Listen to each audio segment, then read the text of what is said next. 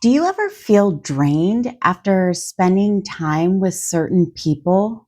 Like your energy just leaks away? Or maybe you find yourself saying yes when your whole body is screaming no. Here's the truth: weak boundaries don't just exhaust your spirit, they impact your immunity, your hormones, and even how long you live. Welcome to the Longevity Path with Dr. Ava, where ancient wisdom meets modern wellness. This is part one of a two-part series called Sacred Boundaries, Protecting Your Energy. Today, we'll explore how boundaries are not just emotional, they're biological. Weak boundaries can leave you fatigued, inflamed, and emotionally depleted. Strong boundaries, on the other hand, act like medicine for your body and soul. And in part two, we'll go deeper into how to set and keep sacred boundaries in a way that feels aligned, compassionate, and powerful. So let's talk about boundaries as energy medicine. Boundaries are not just about saying no. They're saying yes to your life force. In traditional Chinese medicine, boundaries can be seen as what we call wei qi. It's the defensive chi that protects you from external invasion, whether it's a virus or a toxic relationship. So if your wei qi is weak, that leaves you more vulnerable, physically, emotionally, and spiritually. So now, how do weak boundaries affect immunity? Chronic people pleasing, overextending, or holding resentment all weaken the immune system.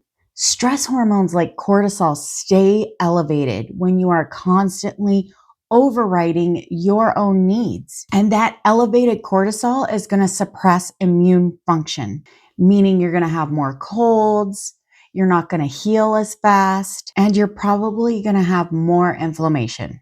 In TCM terms, weak wei qi means that pathogens get in more easily.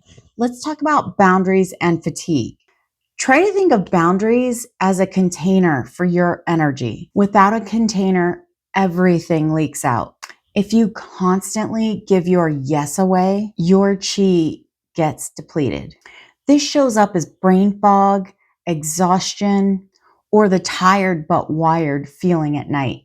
Over time, this depletes your jing, or your essence, and those are your deep reserves that fuel longevity. So now, how do boundaries affect emotional health? Without boundaries, emotions get tangled. You absorb other people's stress, anger, or sadness as if it were your own. This creates anxiety, irritability, or emotional burnout. In Chinese medicine, we'd call this liver qi stagnation. And I want to say a good majority of patients have it. This is when emotions are not able to move freely because you are carrying way too much that is not yours. So healthy boundaries are going to equate to healthier emotional energy flow, clearer self-awareness, and more resilience. So you all may be familiar with the myth of selfishness. So many women resist boundaries. There is a very real fear of being seen as selfish, cold, or uncaring. But here's the paradox. Without boundaries, you can't give authentically. You're giving from depletion, not overflow. True generosity flows from a well-nourished body and spirit. And boundaries protect that well. So here's something that most people don't realize. Your immune system has memory. It remembers when you have consistently overridden your needs. In part two, I want to walk you through how I retrain my nervous system and relationships to honor my sacred boundaries. Boundaries are not walls. They are bridges to better health, deeper love, and longer vitality. By protecting your energy, you're protecting your future.